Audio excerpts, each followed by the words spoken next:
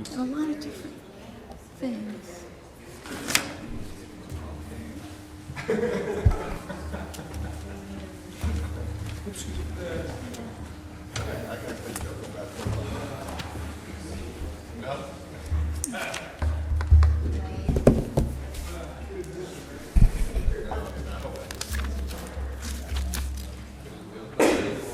See Pete back there? Steve, did you see Pete back there? I took her to the restroom. I went up and. Yeah.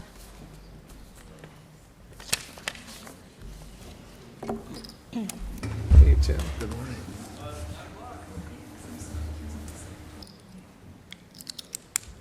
Good morning. Good morning. Did Kathleen tell you about this? No. Have to get She you got an in unfair with labor us. practice ticket We yesterday. didn't get the actual charge until yesterday. Looks Right, like you there paid they a are. lot more money for that than I paid for this. UAW. Yeah. Okay. Good morning and welcome to the October 20th Board of Supervisors meeting for Tulare County. Would you please rise with me as we salute the flag and remain standing for a moment of silence. Ready, salute. I pledge allegiance to the flag of the United States of America and to the republic for which it stands, one nation under God, indivisible, with liberty and justice for all.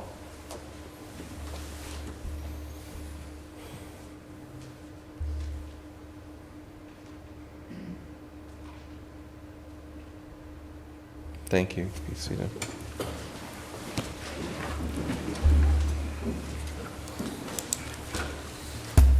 Beautiful day with a little bit of moisture to start off our day with. Gentlemen and ladies, our first item of business is public comments. I have no requests before me in written form. Is there anybody here that would like to address this board during the public comment period on an item that is not on today's agenda? Seeing none, we will move to Board of Supervisor matters. We're going to mix it up. Supervisor Worthley. Nothing today. See, I scared it right out of you. Supervisor Ashita.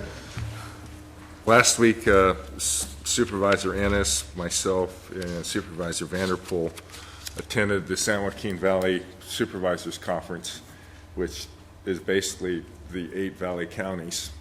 And the host county was San Joaquin County, which is the county seat of Stockton.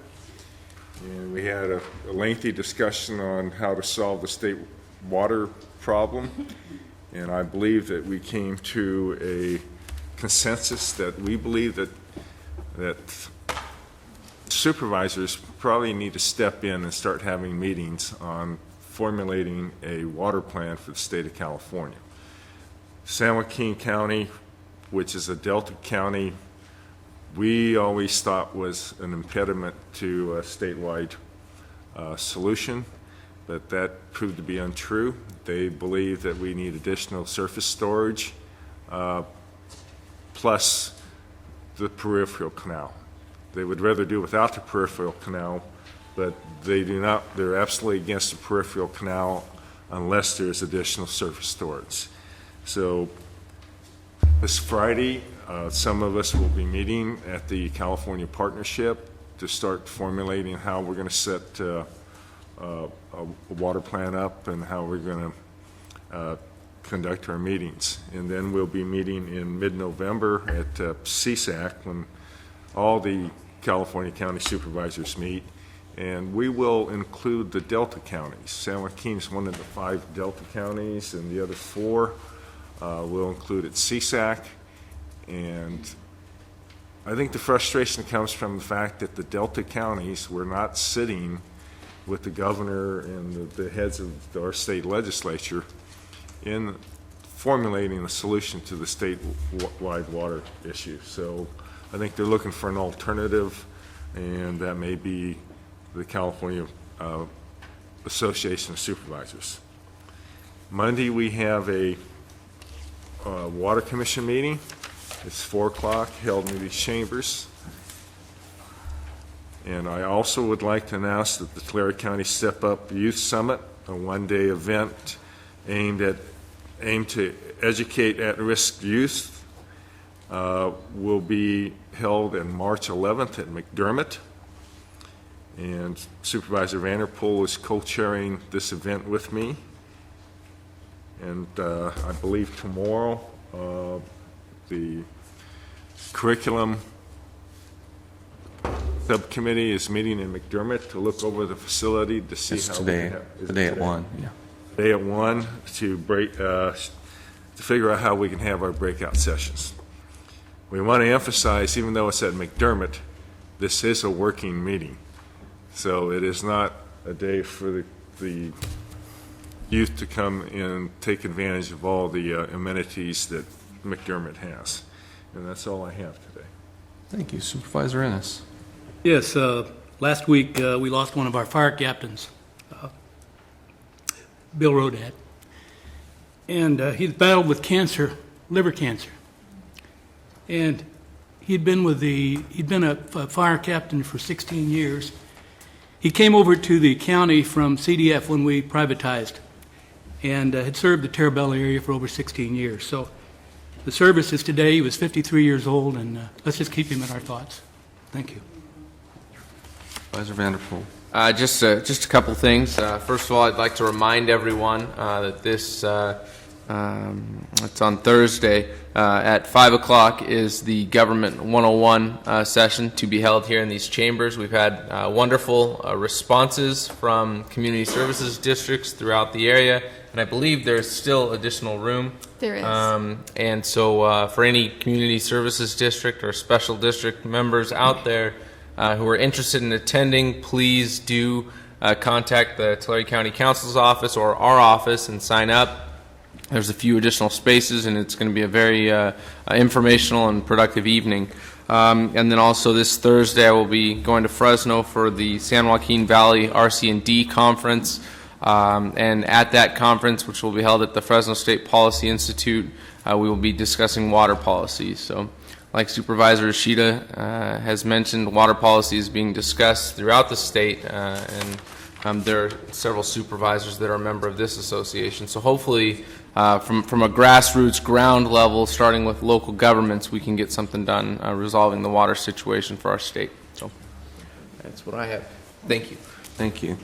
I do have a question for the board. I've received several requests to ask our Board of Supervisors to participate and support a California Constitutional Convention, and I wanted to maybe receive a little feedback as to whether or not we would want to be involved in that endeavor. It's being led mostly right now by the Bay Area counties.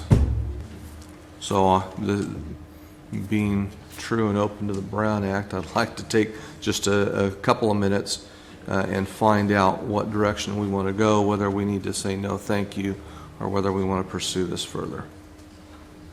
I'm going to open that up for discussion under supervisor matters. I've got a comment.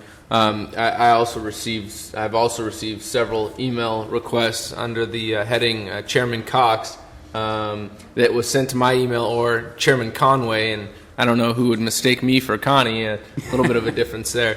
But anyways, I think that all of us would agree that the way that the state is currently functioning, well, it's not. It's dysfunctional. Now, as a constitutional convention, really, the way that we're going to go about fixing it, I don't know. I think that there's a lot of different interest groups that will play a part in the discussion, and some of those interest groups are part of the reason that the state is in the current condition that it is. So I don't know that that's a wise move at this time. Not really too sure, though. Yeah, I apologize for dropping this on you. I didn't feel like I could have sent this around, via email. Thought we should discuss it in public. Mr. Chairman, if I might, I share the concerns of my colleague that there's no question but that the fact that the state is dysfunctional, whether or not a constitutional convention could change that is a big question mark to me. The real problem has been the dysfunction of the legislature in terms of performing their duties, which has then caused the electorate to step in and act for them. So we now have created so many constraints on funding and where the money goes and how it will be spent. We have been a beneficiary of some of those changes ultimately because the state continually was borrowing from the county and transportation to fund their operations. To go to the Constitutional Convention now, of course, has the potential of completely unwinding all of those protections that we have been able to get for ourselves. And so it's a very difficult situation. So I struggle also with whether or not we want to go down this road. I know that we are looking in the new census of doing some redistricting, which would have the potential, hopefully, of having a legislature which is not so polarized, because there would be the potential to have people elected to office who are not extreme in their positions one way or another. So I guess I'm somewhat hesitant to call for a constitutional convention now as well. I think it would have to be very, very carefully designed so that if we did go forward, we might have some built-in protections going into that process. But I don't know whether that would work out or not, because once a group gets together and starts putting ideas on the table, ultimately it will be the electorate that will have to vote for it. And so I am concerned about which direction we should go. I don't really have an opinion one way or the other right now. I believe at this point in time, we take a wait and see. This is the first time in 5 years that the Bay Area ever asked for our input or support. So I'm rather skeptical. 5 years, that's all it was? I'm skeptical of their motivations.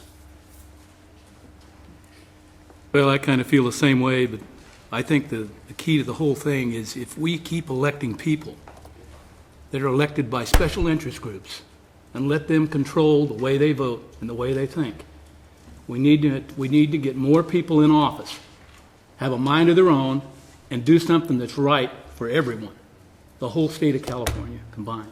And that's the key. Special interest groups and environmental groups and labor unions and stuff that keep electing these people in there and they keep voting in that direction, we're never going to get anywhere.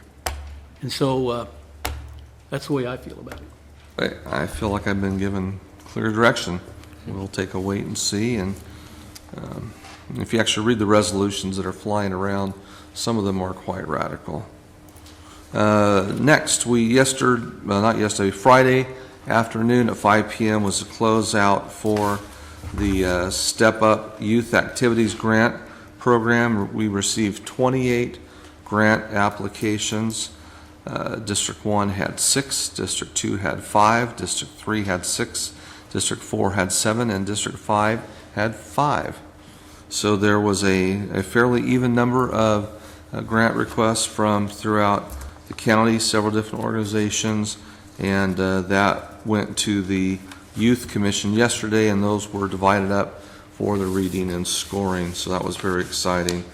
You have in front of you items from last Saturday's event at Mooney Grove Park, the 100-year anniversary. Got you a copy of the program, a copy of one of the invitations, and then also a shirt with the new Centennial logo on the front. And we had a graphic artist, Peter Carrion, who actually won the design contest, and that is his design. Thanks to Supervisor Worthley for pointing out that they were not oak trees behind the statue, and he actually replaced those with oak trees the same day. So he was a very talented young man, and we recognized him on Saturday, and he'll also be recognized on November 5th at the gala event, which we're calling a grand opening of the museum. Actually going to be a soft opening because we're not going to have much time to put things in there, but the building is coming out absolutely wonderful. It's a very beautiful building. With that, we will move to our consent calendar. Board, are there any items that need to be pulled for separate consideration? Any member of the public, board, need to pull anything? Seeing none, entertain a motion. Move for approval. Second. Moved by Ennis, second by Worthley.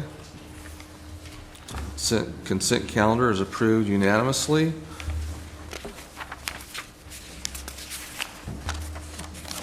Those of you that might be waiting for the public hearings, I have been told that there will be a request from staff to continue both of the public hearings. We'll now move to our items that are not timed. Item number 26.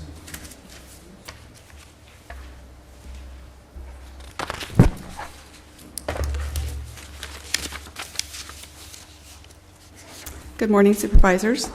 My name is Becky Carr, and I am your Assistant Auditor Controller for the county.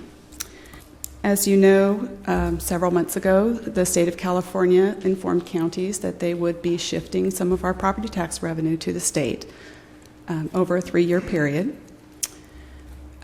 We began looking at alternatives as counties where we could self-fund that 3-year borrowing. California Communities actually came up with a very good program whereby each county will sell bonds in the amount of their property tax shift to the state. You have before you the 5 county funds and the dollar amounts that will be sold as bonds. The way this program works, Tulare County will join into this program for these 5 funds. Bonds will be issued around the first week of November. There is no cost to the county for this program. The state will be paying the interest and all fees. This allows us to have the cash flow in the normal manner as we would normally have it as property tax revenue. It will help us smooth our cash flow, and because it is no cost to the county, we see it as a very good opportunity to not have to fund this internally through internal borrowings, and we would pay interest for that. If I can ask you a question, Becky. It sounds like you're addressing all 3 items. You're addressing 26, 27, and 28 because you're mentioning the 5 items. So you're speaking to all 3, although we'll have to vote separately because they're for different entities. That is correct. You're speaking to all 3 in one presentation. Correct. Thank you. Item 26 is the general fund, the fire fund, and the library fund. The general fund is approximately $7.462 million. Fire fund is approximately $545,000, and the library fund is approximately $263,000. I'm here to answer any questions that you might have on how this program works and the impact and cost to the county. Sure, I have no question. I just, one comment. I appreciate the fact the legislature finally did get this passed so that we could do this. And I would say that this is one case, there again, our previous conversation about going back having a constitutional amendment. I don't think any of us think that this would happen, but for the fact that with 1A protection, the state they have to pay this money back to us. They have minimized the impact by, again, covering the cost for doing this process, which otherwise would cost us money to go out and have to sell bonds. So, this is a good thing for Tulare County. It's a way of dealing with a problem with the state fund, their financial situation, and they have minimized the impact to local governments. And so I appreciate the fact that the state has done that, and I think it's a great program. And I'd move approval of this matter. And I will second that, especially since it's no cost to Tulare County. You have to take each one separate. We're going to take item 26 first as Board of Supervisors, so that you know we are relying on the state to pay this back. Yes. I wanted to make sure we heard those words. We are relying on the state to pay this loan back for us. Okay, cast Waiting on your a vote from votes. District 1. It's unanimous, and that was motioned by Worthley, second by Vanderpool.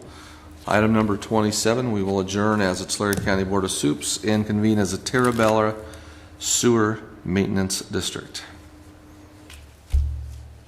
And I'm going to, what the word assume means, but assume is the exact same presentation, a very small dollar amount of $2,500. It is a small dollar amount, but a large amount for this particular district, yes. That's my district, so I'll move for approval. Moved by Ennis, I'll second. seconded by Vanderpool. Cast your votes. It's unanimous. We're going to adjourn as the Terabella Sewer Maintenance District, convene as the Tulare County Flood Control District. And again, same presentation, dollar amount here being $43,000 to be repaid by the state of California. That is correct. Move approval. Second. Moved by Ashita, seconded by Worthley. It's unanimous. Thank you very much. Thank you, supervisors. And we hope the state pays us back. That's protection of 1A again. Okay, we have 10 minutes until our scheduled hearing times, even with the understanding that it's been requested that both be continued. We are going to not open those public hearings until 9:30. We're going to adjourn to closed session and hopefully take care of some of items A through P. Council? Yes, Mr. Chairman, we have items A through P on your board's closed session agenda. Items A and P are off agenda. Thank you. We'll be back shortly. Number 3, which is a public hearing request from Resource Management Agency to continue a public hearing from March 21st in regards to Robert J. Owen. Good morning, Chairman Cox. Morning. Supervisors. My name is Frances Tirado with RMA Planning Division. The applicant submitted the request to continue this item to November 17th. However, there is no board meeting that day. Staff has spoken with the applicant and is comfortable with continuing this item to the last meeting in January with anticipation that the home site amendment will be done at that time. And do you have a date specific for us? January 26, 2010. Michelle, is that good? Okay. Motion to Well, this is a hearing. We'll open the public hearing. If anyone's come to speak to this matter, public hearing is open. Okay, the public hearing will remain open until motion to continue the matter to January, what do we say? 26th. Second on that. Motion by Worthley, second by Ennis. Vote is unanimous. Thank you. Next public hearing is item number 4. Request from the auditor, controller, treasurer, tax collector, and others to deny an appeal filed by Gary and Janine White. Mr. Russo, would you speak to this, please?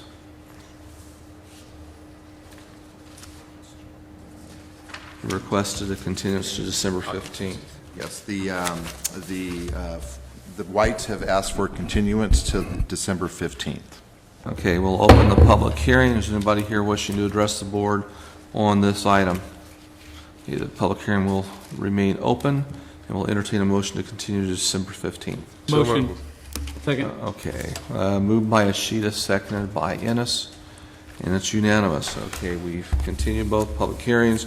We have nothing left on our open calendar. We will adjourn to closed session. Thank you. Mr. Chairman, if I may make a correction, my earlier statement was that item A and item P were off agenda. It was only item A that is off agenda. Thank you.